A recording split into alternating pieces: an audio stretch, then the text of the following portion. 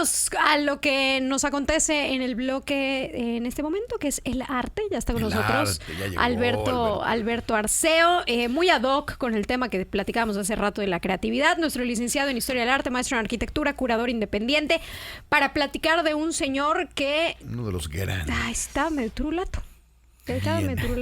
Sí. Salvador Dalí. ¿Cómo estás, Alberto? Muy buenos días a todos. Muy bien. Aquí el viernes de lluvia y cafecito. Sí, lluvia y café. Oye, no te prepararon café. ¿No hubo café hoy? Ni modo. Ya los quemaste. Una disculpita. No, pero está bien. No, tengo que traer café, aunque se me olvidó. Pero bueno. Sí, vamos a hablar de Salvador Dalí. Sí, Salvador Dalí. Uno de los famosísimos. Súper famosísimo. Ajá. ¿Por qué estaba tan tronado? Dímelo. Pues porque le convenía estar tronado un poco, ¿no? Salvador Dalí es un artista mundialmente famoso que es parte importante de la historia del arte cuando se suma al grupo surrealista y tiene todos estos aportes. Y ahí me gusta siempre dividir la carrera de Salvador Dalí en dos periodos o en dos etapas.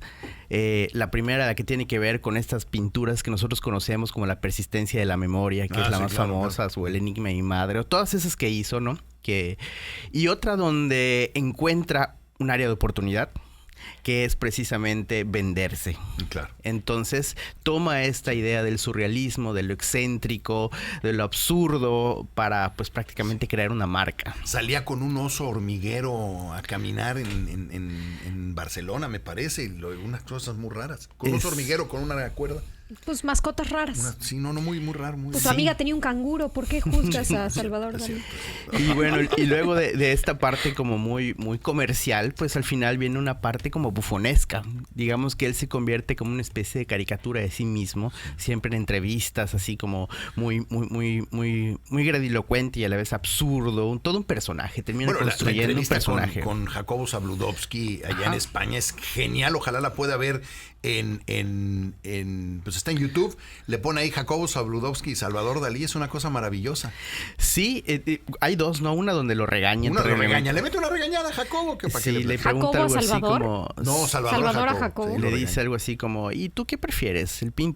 La pintura y el dibujo. Y el otro dice, no voy a responder preguntas tontas, ¿no? Y así ay, qué enojada persona. Y lo empezó a regañar. Sí, le grita literalmente en la cara, ¿no? Pero bueno, esa es una de tantas cosas que hacía Salvador Dalí, que su objetivo era llamar la atención, ser excéntrico y diferente. Tuvo una niñez compleja, ¿no? Porque leíamos que el hermano muere antes de que él nazca. Se llamó Salvador también el hermano. Sí, allí viene por partida doble. Por un lado, pues el trauma de sustituir a un hermano muerto que se llama exactamente igual que tú, sí. Algo que le pasa también a Vincent Van Gogh, y también viene acompañado de un padre sumamente autoritario y una madre sumamente consentidora, ¿no? Okay. Y bueno, él pronto... pues le fue mal por todos lados al pobre. Pues sí, y digamos que esto le ayudó a construir un poco esta idea de lo absurdo y lo surrealista, ¿no? Porque lo surrealista invariablemente tiene que ver con Sigmund Freud. Yo tengo algunos alumnos que me dicen que pintan de manera surrealista porque pintan imágenes fantásticas o oníricas quizá, o que ¿pero son cuál es la híbridas. Característica del surrealismo? El surrealismo es una corriente, es una vanguardia artística que surge en el siglo XX, en 1924 es de las últimas, y tienen características muy puntuales. En sí, alrededor de André Breton. André Breton es el que escribe el manifiesto Frida, surrealista. ¿No? Sí, en algún momento estuvo Frida, pues no sé si fueron amigos, en algún momento convivieron, y alrededor de ellos estuvieron muchos artistas, no solo Salvador Dalí, como Paul Eluard, el poeta, como René Magritte. ¿Cómo lo identificas? O sea, ¿cómo identificas algo que es surrealista? Ok, pues a eso iba. Precisamente el surrealismo se caracteriza por estar muy relacionado con Sigmund Freud y las teorías del inconsciente. Okay. Para los surrealistas el arte tenía que ser un espacio donde no estuviera regido por la moral, por la religión, por la lógica. Okay. El arte tenía que ser un espacio totalmente libre, ¿no? Y para Sigmund Freud nosotros pues tenemos este dilema entre el yo y el superyo y el ego, donde nosotros estamos siempre controlándonos a nosotros mismos y no dejamos que nuestras pulsiones más fuertes, nuestros deseos más latentes no salgan y afloren, porque sería un caos social. Nunca estamos de acuerdo. Así, controlas tus pasiones constantemente. Sí, hay un dilema entre lo que deseas y lo que la sociedad sociedad acepta, ¿no? Claro. Entonces, en el inconsciente, pues hay un montón de ideas donde son libres y se revelan, por ejemplo, en los sueños. Por eso los sueños tienen que ver mucho con el arte surrealista. Entonces, el arte tenía que ser un espacio donde ni la moral ni la sociedad te rija. Okay. Entonces, ahí se revelan un montón de imágenes absurdas que están relacionados con los deseos y las pulsiones más fuertes de nuestro ser, ¿no? Por eso hay mucha relación con lo sexual, por ejemplo, dentro del surrealismo, porque es una pulsión muy fuerte. Y con todas las teorías de Sigmund Freud. Exactamente. Y bueno, sin Sigmund Freud no hay surrealismo, por así decirlo, ¿no? Surge a partir de las lecturas de este pensador que fue revolucionario junto con Marx y Nietzsche a finales del siglo XIX y principios del siglo XX. Y este grupo de artistas quedó totalmente fascinado con esta lectura del ser humano, ¿no? Entonces el arte empieza a explorar el inconsciente y empieza a revelarse aquellas cosas que están dentro. Por ejemplo, la libre asociación es una... ¿Perdón? La libre asociación es algo que te permite a ti revelar lo que tienes dentro, ¿no? Como estos juegos de, ¿no? Yo te digo casa y tú qué dices, ¿no? Okay. Y entonces los propios psicólogos lo utilizan como una forma de explorar algunas cosas, pues quizá que están retraídas dentro de nuestro ser, ¿no? Y se convierte en el mismo ejercicio que hacen ellos, pero pintando. Exactamente. Qué interesante. Por eso, pues Salvador Dalí está ligado a estas imágenes y al tema de la infancia, porque esos traumas que estuvieron durante la infancia y algunos temas sexuales también afloran en su pintura posterior, ya en la pintura surrealista, y por eso hay tanta relación, por ejemplo, a estos paisajes que son como playas, que en realidad de su infancia es por Gigat, cerca de Cadaqués, sí, de Cadaqués, sí. y donde se revelan todos estos traumas infantiles. Leía que los papás lo llevan al cementerio cuando tiene 5 o 6 años, a la tumba de su hermano Salvador, y le dicen a Salvador el vivo, tú eres la reencarnación de Salvador el muerto. Y leía que eso lo afectó y lo trajo con muchos problemas, obviamente todo el tiempo sintiéndose sustituto del hermano, ¿no? Sí, Salvador Dalí, además de escritor, también fue cineasta, publicista, también escritor. Él escribió La desaforada vida de Salvador Dalí, que es una autobiografía que está llena de cosas... ¿La leíste? Sí, alguna vez la leí. Bueno, estaba relativamente joven. Y está llena de un montón de ficción también, ¿no? Un poco construyendo el personaje, que es el mismo, ¿no? Entonces, ¿y así nace como artista? No, surge pintando muy bien y a calor de un pintor que vivía muy cerca de su casa, que era Pichot. Y bueno, él lo introduce al impresionismo, lo introduce a la pintura. Él tenía pues esta facilidad para el dibujo y termina estudiando arte en Madrid junto con García Lorca, que termina siendo su pareja también, ¿no? ¿A poco? Sí, y estuvieron ahí juntos y también conoció a Luis Buñuel, el cineasta, con la cual hicieron una película, la primera película surrealista que se llama Un perro andaluz, que no sale ni un perro ni un andaluz, y son una serie de imágenes absurdas y que tienen que ver, mía, ¿no? Es como entrar a un sueño, ¿no?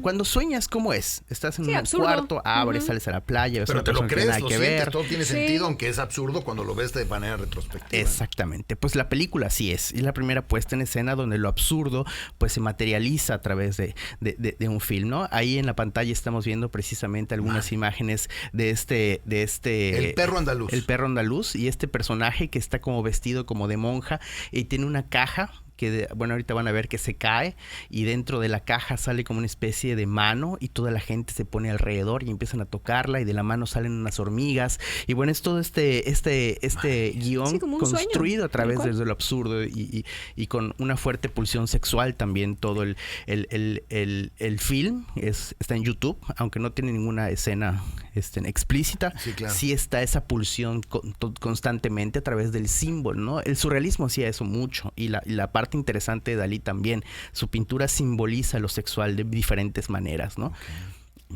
Y que hoy al pobre Freud, como ya lo han sí, en términos psicológicos pues está desavalado, superado. no sé cómo llamarlo. Está superado, ¿no?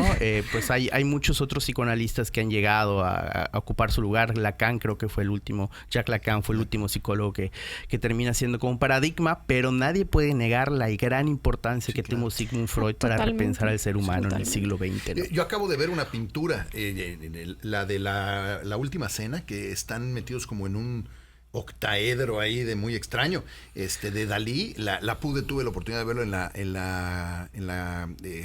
ay, se me fue el nombre, ahí en Washington, en la Galería Nacional, en la Galería Nacional de Washington, y me quedé un ratote viendo eso, que se me hace, no es de las que más me gusta, pero se me hace muy interesante La Última Cena. Sí, esa es precisamente la pintura posterior a este primer periodo que construye con el método paranoico crítico, así se llamaba este método que él construyó de asociación de imágenes y de objetos delirantes que mezcla dentro de estas imágenes, y ya entra como en un proceso más como comercial, diría yo, ¿no?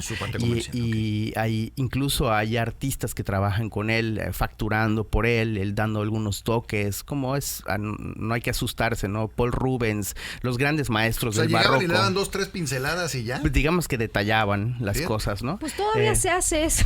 Sí. Pero qué comercial. En otras cosas, pero sí, o sea. Pero ¿cómo llegas a ese grado de comercialización que nada más llegas y listo? Pero velo, por ejemplo, hoy en la industria musical con las canciones. Tienes a un verdadero compositor y luego viene Bad Bunny, le pone 4 palabras más y ya es una coautoría. Sí. Bueno, sí, es un fenómeno antiguo en la creación de arte, ¿no? ¿Te gusta Dalí?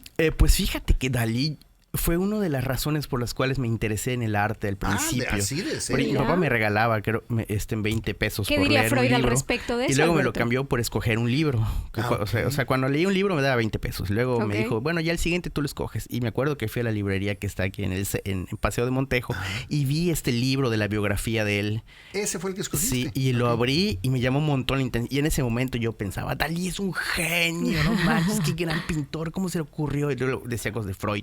Y al final del libro decía que era un surrealista de otros. Entonces yo me quedé con esa espinita de quién es el otro surrealista. Son los otros, ¿no? Y estaba Magritte y todos. Y después me di cuenta que el surrealismo era una vanguardia de otras, que existía el fauvismo, el cubismo, el futurismo, y quería saber. Y así me empecé a ir para atrás hasta que me dio ganas de estudiar historia del arte y ya. Es la razón, Dalí. Ahí empezó todo. Fíjate qué interesante. Pues qué extraña confesión. Sí, qué extraño lugar para decirlo, ¿verdad? Sí. Oye, pero ¿y te sigue gustando como cuando lo conociste? Pues fíjate que toda esta primera etapa surrealista de estos paisajes, de este lenguaje ahí onírico extraño, me sigue llamando mucho la atención y aprecio el valor artístico. Pero luego Salvador Dalí se convierte en una especie de bufón y comercializa su obra.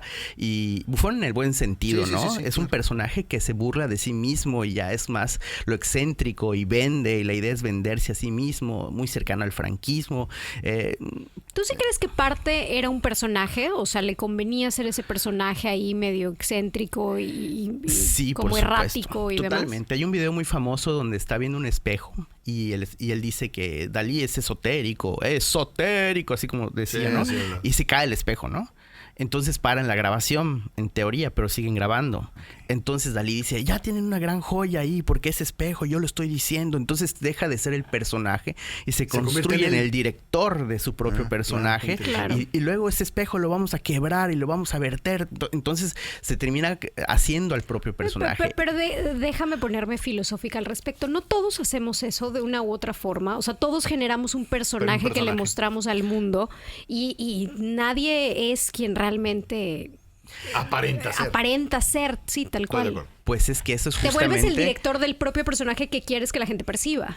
Pues precisamente ese es el punto ambiguo en el cual podemos poner a Salvador Dalí en esta segunda etapa de su vida, mucho más cercana a venderse a sí mismos, ¿no? No somos nosotros un poco Salvador Dalí en todo eso, ¿no? O cuando ya todo lo haces por dinero, ¿no? ¿Qué tanta libertad tienes? Que por cierto, ahí en pantalla puede ver, estábamos viendo hace un momento, un pescado tragándose a un tigre. Sí, esa es una pintura muy famosa de él. Tiene un título larguísimo, algo característico de las obras de Dalí, que tenían títulos larguísimos y extrañísimos, que es algo así como un tigre saliendo de la boca de una granada alrededor de una mosca, una cosa muy larga. Y es una obra muy pequeña, de formato muy pequeño, de una gran factura. Y está ahí Gala, y no hemos hablado de Gala, que es un personaje trascendental en la obra de Dalí, que es ella es Gala, es una bailarina, es la esposa de Paul Eluard, Eluard, uno de los surrealistas. Dalí la conoce, es 10 años mayor que él, termina abandonando a su hija y a Paul Eluard Gala para casarse por Dalí, y se convierte en su musa. Y a partir de ese momento aparecen todos los cuadros de Dalí y se convierte en la Virgen María, se convierte, esa ya precisamente Gala, una bailarina rusa, un poco oportunista también, pero que al final se quedó el resto de su vida con él, ¿no? Se dice que ella fue en gran medida la que ayudó a construir este personaje excéntrico que trabajó para Alcacercer, para Disney, para Alfred Hitchcock. Eso ya suena capitalista a tope. Sí, eso es lo que decía justamente. Se va a Estados Unidos a vivir y prácticamente hace anuncios para chocolates, hace el logotipo de Chupa Chups. Entonces termina haciendo como muchas cosas, perfumes. ¿Quién hace el logotipo de Chupa Chups? Salvador Dalí. No te creo.